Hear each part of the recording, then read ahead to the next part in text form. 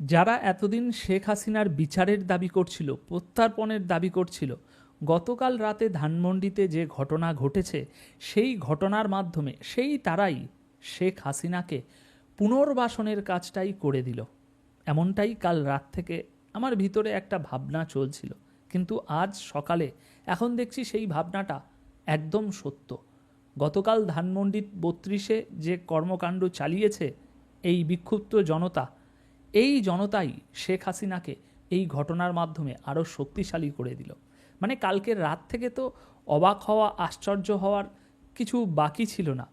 মুহূর্তে মুহূর্তে আশ্চর্য আর অবাক হচ্ছিলাম, কিন্তু আজ এখন দেখছি সেই আশ্চর্য অবাক হওয়ার থেকেও বেশি আশ্চর্য ও অবাক হচ্ছি অন্য কিছু ঘটনা দেখে। বন্ধুরা, আপনাদেরকে এই যে কথাটা বললাম এর কারণ, এখানে সংবিধান সংস্কার কমিশনের সদস্য ফিরোজ আহমেদ তার ফেসবুক পেজে একটি পোস্ট দিয়েছেন, এবং সেই পোস্টে তিনি যে যে কথাগুলো বলেছেন সেই কথাগুলো শোনার পর আমি সত্যি অবাক হয়ে গিয়েছি যে ধানমন্ডি 32 নাম্বার নিয়ে ইউনূস সরকারের অধীনে থাকা একজন ব্যক্তি এরকম ধরনের মন্তব্য করবে, এই কাজটাকে এরকমভাবে ক্রিটিসাইজ করবে, একটা সুবুদ্ধি দেখাবে, এটা একেবারে ভাবনারও অতীত। ভাবতেই পারিনি আমি যে ইউনূস সরকারের অধীনে থাকা কোনো ব্যক্তি এই ঘটনাকে নিয়ে এমন নিন্দা করবে এবং কেন নিন্দা করছে তার সঠিক যুক্তিগুলো তুলে ধরবে এবং ইউনূস সরকারের সামনে চ্যালেঞ্জ ছুড়ে দেবে। এটা আমি ভাবতে পারিনি। ধানমন্ডি 32-এ যে ঘটনা হয়েছে, হ্যাঁ সেটা আশ্চর্যজনক, অবাক হওয়ার মতো, কিন্তু আরও অবাক হওয়ার মতো বিষয় এনার কথাগুলো শুনে আমি হয়েছি। এবং ইনি যে কথাগুলো বলছেন, এই ফিরোজ আহমেদ সংবিধান সংস্কার কমিশনের সদস্য, তার প্রত্যেকটা কথা অত্যন্ত যৌক্তিক কথা। তিনি বলছেন আজকে যারা এই কাজটা করেছে, যারা যারা এই কাজের উস্কানি দিয়েছে, যেই হোক না কেন সে, তার বিরুদ্ধে ব্যবস্থা নেওয়া ইউনূস সরকারের কর্তব্য। কেন কর্তব্য?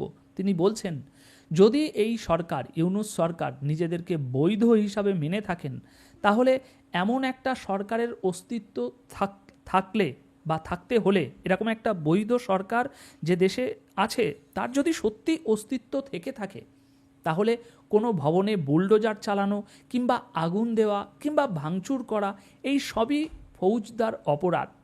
একটা বৈধ সরকার দেশে আছে, কিন্তু তা সত্ত্বেও এইভাবে বুলডোজার চালানো, আগুন দেওয়া, ভাঙচুর করা, এগুলো তো ফৌজদারি অপরাধ।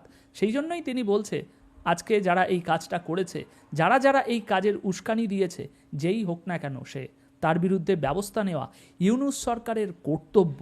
যদি আপনি নিজেকে বৈধ হিসাবে মনে করে থাকেন এবং আপনার অস্তিত্ব আছে, এটা যদি প্রমাণ করতে চান, তাহলে তাদের বিরুদ্ধে ব্যবস্থা নেওয়াটা আপনার কর্তব্য। আরও অনেক কথা বলেছেন, তবে এখানে ইউনূস সরকার কি এই কর্তব্য পালন করবে? মনে তো হয় না। কারণ যারা যারা এই কাজটা করেছে, তার থেকেও বড় বিষয় যারা যারা এই কাজের উস্কানি দিয়েছে, তারাই সব থেকে বড় দোষী। আর উস্কানি কে দিয়েছে সেটা তো আমরা স্পষ্ট জানি, কে বা কারা দিয়েছে। হাসনাত আবদুল্লাহ ফেসবুক পোস্টে রাতেই তো, আগের দিন রাতেই তো পোস্ট দিয়ে একেবারে পরিষ্কার করে দেশবাসীকে জানিয়েছে যে আগামীকাল কিছু একটা হতে চলেছে, এবং কোথায় কি হতে চলেছে তারও ইঙ্গিত দিয়েছিল। সুতরাং আমরা তো স্পষ্টভাবে জানি যে কারা এই কাজের উস্কানি দিয়েছে, এর পিছনে কারা আছে। তো তাদেরকে কি ইউনূস সরকার শাস্তি দিতে পারবে, বিচার করতে পারবে, তাদের বিরুদ্ধে এই কর্তব্য পালন করতে পারবে? মনে তো হয় না। এরপর দেখুন তিনি বলছে অন্তর্বর্তী সরকার হিসাবে আপনাদের গ্রহণযোগ্যতার ন্যূনতম প্রমাণ হবে এটা এদের বিচার করা। সত্যি কত বড় কথা। অন্তর্বর্তী সরকার হিসাবে আপনাদের গ্রহণযোগ্যতার ন্যূনতম প্রমাণ হবে এটা এদের বিচার করা, ন্যূনতম প্রমাণ হবে। বাংলাদেশ ভূখণ্ডে যে কোনো সম্পদ ও সম্পত্তির নিরাপত্তা যদি সরকার দিতে না পারে, ঘোষণা দিয়ে যদি তা এভাবে ভাঙা যায়, তাহলে সরকারের কার্যত অস্তিত্ব থাকে না। উফ, একেবারে 101 টাকার কথা বলেছে। এই একটা বৈধ সরকার যদি তার অস্তিত্ব থেকে থাকে দেশে, এবং সে যদি বৈধ হয়ে থাকে তাহলে এরকম ঘোষণা দিয়ে ভাঙচুর করা, দেশের সম্পদ ও সম্পত্তি নিরাপত্তা না দিতে পারা, এগুলো একেবারে মানে এই সরকারের অস্তিত্বটাকে একেবারে মানে প্রশ্নবিদ্ধ করছে, বারবার প্রশ্নবিদ্ধ করছে। নিজেদেরকে যদি এই সরকার বৈধ মনে করে থাকে তাহলে এদের বিচার করাটা কর্তব্য। বুলডোজার বাহিনীর মাঝেও ফ্যাসিবাদীর সব উপসর্গ দেখা যাচ্ছে। মানে তিনি শেখ হাসিনাকে ফ্যাসিবাদী বলছেন, কিন্তু এই বুলডোজার বাহিনীর মধ্যেও সেই একই জিনিসগুলো দেখা যাচ্ছে, সেই একই হিংসাত্মক কার্যক্রম, সেই একই চরমপন্থা, সমস্ত কিছু এই বুলডোজার বাহিনীর মধ্যে কিছু কম নেই।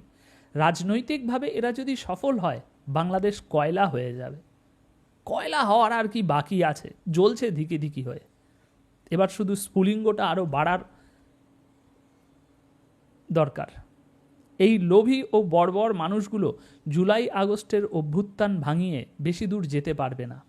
কিভাবে তিনি এই কথাগুলো বলছে ইউনূস সরকারের অধীনে থেকে, আমি তো ভেবে পাচ্ছি না। এই লোভী ও বর্বর মানুষগুলো জুলাই আগস্টের অভ্যুত্থান ভাঙিয়ে বেশি দূর যেতে পারবে না। সুতরাং এই লোভী ও বর্বর মানুষগুলো কারা সে তো আমরা জানি, কিন্তু তা সত্ত্বেও তিনি কিভাবে এরকমভাবে বলছে এই সত্যগুলো।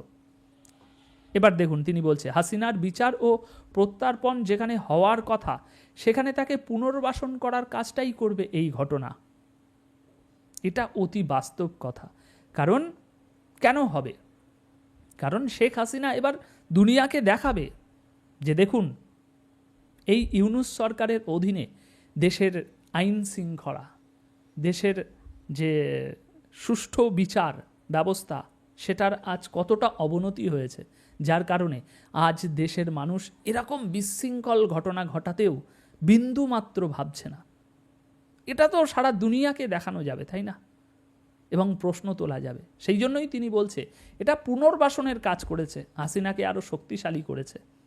একটা বাড়ি গিয়েছে, ওই জায়গাতেই আবারও বাড়ি তৈরি করা যাবে। কিন্তু এই যে কাজটা করেছে তাতে অনেক বড় ক্ষতি হয়েছে। যারা ভাবছে হাসিনার ক্ষতি হয়েছে, হাসিনার ক্ষতি তো অনেক আগেই হয়ে গিয়েছে যা হওয়ার। এখন যা ক্ষতি হওয়ার সেটা তাদেরই হবে। মনে রাখবেন এই ঘটনাগুলোতে সর্বদা শক্তিশালী হয় গোয়েন্দা সংস্থা ও আমলাতন্ত্র। যারা এই ঘটনা ঘটালো তারা বাংলাদেশের জনগণকে কয়েক ধাপ পিছিয়ে দিল, জুলাইয়ের অর্জনকে তুলে দিল অগণতান্ত্রিক শক্তিগুলোর হাতে। অসাধারণ কথা বলেছেন ইনি। আর এই হচ্ছে ওনার ফেসবুক পোস্ট। তিনি ইউনূস সরকারের অধীনে থেকে এরকম সত্য কথা বলেছে, এটাই ভেবে আমি অবাক হয়ে যাচ্ছি। দেখুন না কীরকমভাবে বর্বরতা চালানো হয়েছে, শুধু 32 নম্বরে নয়। দেখুন গতকাল থেকে কি হয়েছে। চট্টগ্রামে মশাল মিছিল, শেখ মুজিবের মুরাল ভাঙচুর। এখানে দেখুন সিলেটে বুলডোজার দিয়ে গুড়িয়ে দেওয়া হলো শেখ মুজিবের মুরাল। এখানে দেখুন ময়মনসিংহে বঙ্গবন্ধুর মুরাল ভাঙচুর। এখানে দেখুন মানে সারা দেশে, কালকে সারা দেশে ধ্বংসযজ্ঞ চালিয়েছে এরা, সারা দেশে। আর এর নেতৃত্ব দিয়েছে কে? হাসনাত। এই ছাত্র সংগঠন নিজেদের যে দলটা আছে সেটাকে উস্কানি দিয়ে আরও বেশি বিশৃঙ্খলা ছড়ানো হয়েছে সারা দেশে। এখানে দেখুন রাজশাহী বিশ্ববিদ্যালয়ে 4 হল ও 1 স্কুলের নাম ফলক ভেঙে নূতন নামকরণ বিক্ষুব্ধদের। মানে রাজশাহী বিশ্ববিদ্যালয়ে 4টি আবাসিক হল ও 1টি স্কুলের নাম ফলক ভেঙে নূতন নামকরণ করেছেন বিক্ষুব্ধ শিক্ষার্থীরা। গতকাল বুধবার রাতে শেখ মুজিবুর রহমান ও তার পরিবারের সদস্যদের নামে থাকা সব নাম ফলক, গ্রাফিতি ও দেওয়াল লিখন মুছে দিতে এই কর্মসূচি পালন করে তারা। এবার এই জিনিসগুলো যদি আমরা একটু ঠান্ডা মাথায় ভাবি, তারা কেন এত বিশৃঙ্খল হয়ে উঠেছে, কেন এত তৎপর? শেখ হাসিনার একটা ভাষণ, শেখ হাসিনাকে তো তাদের হিসাব অনুযায়ী শেখ হাসিনাকে তো দেশের মানুষ গ্রহণ করে না। শেখ হাসিনার তো কোনো গ্রহণযোগ্যতা নেই দেশে। তিনি স্বৈরা শাসক, দেশের মানুষ তাকে পোছেই না। সুতরাং সে কি ভাষণ দিল, কি বলল, সেগুলো তো তাহলে মানুষ শুনবেই না। মানুষ তো তার কথায় কোনো গুরুত্বই দেবে না, তাকে মূল্যই দেবে না। এখন সে ফেসবুকে ইউটিউবে যা বক্তব্য দিক না কেন সেটা তো হাস্যকর পরিণত হবে, কিন্তু সেই বক্তব্যকে কেন্দ্র করে গতকাল রাত থেকে যা দেখলাম আমরা সারা দেশে, এটা স্পষ্টই প্রমাণ করে যে এরা কতটা ভীত। যদি ভীত না হতো তাহলে এত ধ্বংসযজ্ঞ তারা চালাতো না। তারা এই ধ্বংসযজ্ঞের মাধ্যমে এটা বোঝাতে চেয়েছে শেখ হাসিনা ও আওয়ামী লীগকে যে দেখো তোমরা একটা ভাষণ দেওয়ার কথা বলেছো, তাতেই আমরা কি করে দিয়েছি তোমাদের, সুতরাং আর এরকম দুঃসাহস দেখাবে না। এই মেসেজটাই তো দেওয়ার চেষ্টা করেছে তারা, তাই না? যে শেখ হাসিনা আপনি ভাষণ দিলেন, আমরা দেখুন কত ধ্বংসযজ্ঞ চালিয়েছি আপনার একটা ভাষণে, সুতরাং আপনি এখানেই চেপে যান। এটাই তো তারা বোঝানোর চেষ্টা করেছে, তাই না? আর যদি এটা বোঝানোর চেষ্টা করে থাকে তাহলে এর পিছনে তাদের অভিসন্ধি কী ছিল? ভয়, যে শেখ হাসিনা যদি কোনোভাবে এসে যায় বা প্রত্যার্পণ হয় তাহলে আমাদের খ্যার নেই। আর তারা যে একটা কথা বারবার বলছে বা বুঝাচ্ছে শেখ হাসিনার গ্রহণযোগ্যতা নেই বাংলাদেশে, সেটাও ভুল প্রমাণিত হয়েছে। কারণ সেটা যদি সত্য হতো তাহলে এরা এত এনার্জি খরচ করে, এত টাকা পয়সা খরচ করে, এত মানুষকে এক জায়গায় করে এরকম একটা এত এনার্জি খরচ করতো না। কারণ তার তো গ্রহণযোগ্যতাই নেই। একটা পাগল রাস্তায় বেরিয়ে কি বলল না বলল সেটাতে আমরা কানই দেই না। একটা পাগল যদি আমাকে গালাগালিও দেয়, যাই বলুক না কেন, আমার তাতে কিছু এসে যায় না, আমার মান সম্মানেই লাগবে না, কারণ ওর কথা কেউ ভাবেই না। ও কি বলল সেটা নিয়ে আর একটা মানুষ কোনো কিছু আমার বিষয়ে ভাববেই না। সেই জন্য আমিও ও কি বলল না বলল তাতে আমার কিছু এসে যাবে না।